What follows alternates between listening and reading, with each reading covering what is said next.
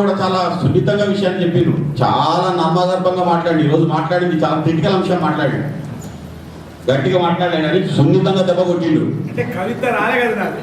అది అట్లా కాదు. ఇప్పటిదాకా తెలంగాణ కవులు ఎటుపక్క ఉంది.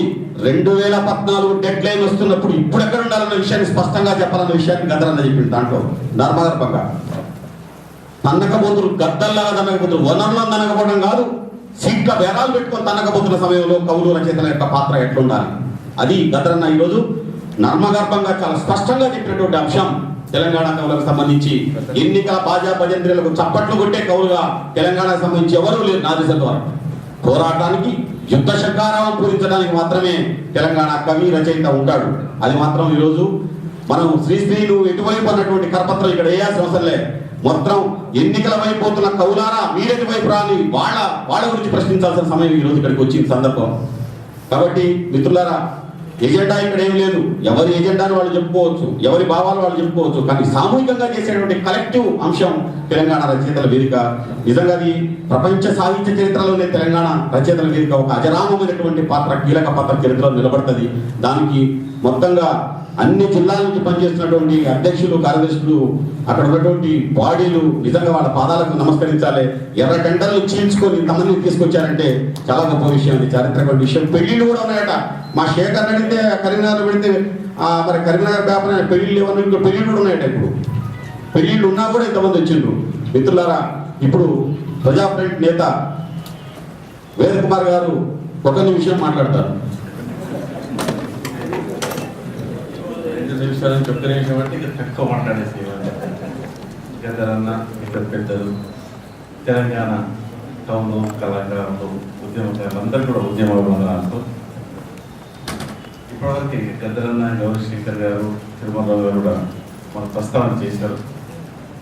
ముఖ్యంగా ఇవాళ ఒకే సబ్జెక్ట్ పైన, ఇప్పుడేం చేద్దామనే సబ్జెక్ట్ పైన తెలంగాణ నుంచి ఉన్న కవులు వాళ్ళ కవిత్వం ద్వారా ఇప్పుడేం చేద్దామని చెప్పడం అనేది 12 గంటల పాటు జరిగేది అనేది ఖచ్చితంగా హిస్టరీలో రికార్డ్ అవుతుందని, ఖచ్చితంగా మలుపు కూడా ఇది ఒక సంకేతం అని నేను భావిస్తాను.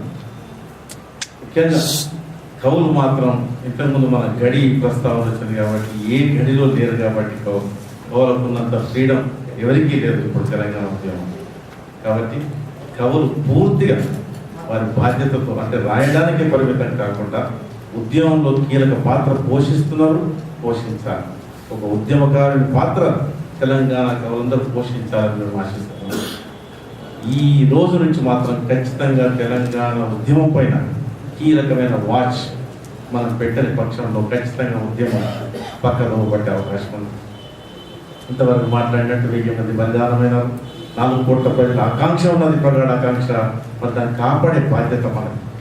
29 నవంబర్ నుంచి 9 డిసెంబర్ వరకు 2009 నాడు ఎలాంటి ఉద్యమం అయితే ముందుకు వచ్చిందో, ప్రజలు ఆకాంక్షతో ఉద్యమంలో దిగి రేపు పొద్దున తెల్లారితే ప్రభుత్వానికి ఏదైతే అడ్డంకి జరుగుతుందనే భయం కలిగిందో ఆ క్షణంలోనే కేంద్రం, రాష్ట్రం దిగొచ్చి తెలంగాణ ప్రకటన జరిగింది.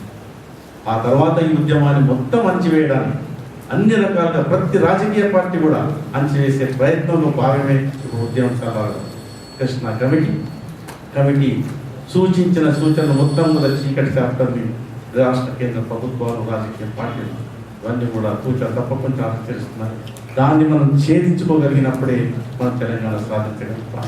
అది ఉద్యమకారులు, ఉద్యమ సంఘాలు, కవులు, రచయితలు, కళాకారులు, కార్మికులు, రైతులు, ఆదివాసీలు, మైనారిటీసు, మహిళలు, యువకులు, విద్యార్థులు ఈ ఉద్యమాన్ని చేపట్టాలి. దీనికి ఉద్యమం నాయకత్వం వీళ్ళు వహించాలి. రాజకీయ పార్టీలు వాళ్ళ పాత్ర వహించాలి. కానీ మనం వాళ్ళ మీద ఆధారపడకుండా ఉద్యమాన్ని తీసుకెళ్ళినప్పుడే, వెన్నుదిరగకుండా చేసినప్పుడే ఇప్పటి వరకు జరిగిన ఉద్యమంలో సహాయ నిరాకరణ కానీ, సంఘర్షణ సమ్మెనే కానీ, సడన్ బందే కానీ వీటిలో కీలక పాత్ర పోషించిన వృత్తి కళాకారులే కావచ్చు, కార్మికులే కావచ్చు, వీళ్ళందరి యొక్క పాత్రను కూడా రచయితలు ఇవ్వాల కాకుండా తర్వాతైనా మీ యొక్క కవిత్వం రూపాన ఖచ్చితంగా మీరు తేవాలని కోరుకుంటున్నాం. రేపు ఈ ఉద్యమంలో ఎవరి పాత్ర ఏది ఉండాలని చెప్పాలి. ఉద్యమం పక్కన పెట్టినప్పుడు మీ కవిత్వం ద్వారా గ్రామం నుంచి వినిపిస్తారని, తెలంగాణ వినిపిస్తారని ఆశిస్తున్నాం. కలిసి పనిచేద్దాం. గద్దరన్న చెప్పినట్టు కవులు, కళాకారులు, రచయితలు, ఆర్టిస్టులు అందరం కలిసి కూడా ఒక గ్రూపులుగా ఏర్పడి మన భావం ప్రతి రోజు కూడా యువతను పిలిపించి ఉద్యమానికి నాయకత్వం వహిస్తామని చెప్తూ ఇవాళ ఖచ్చితంగా గౌరీ శంకర్ గారు 12 గంటలు నడుపుతారని మాత్రం ఆశిస్తున్నాం. నేను వెనక సీట్లో కూర్చున్నాను, వచ్చిన ఆయన మాట కాదనుకుంటే ఇక్కడికి వచ్చినాం. ఇక మాకు అవకాశం ఇస్తే వెనక సీట్లో కూర్చొని 12 వరకు మేము ఇక్కడ ఉంటాం. ఇది కౌలము కానీ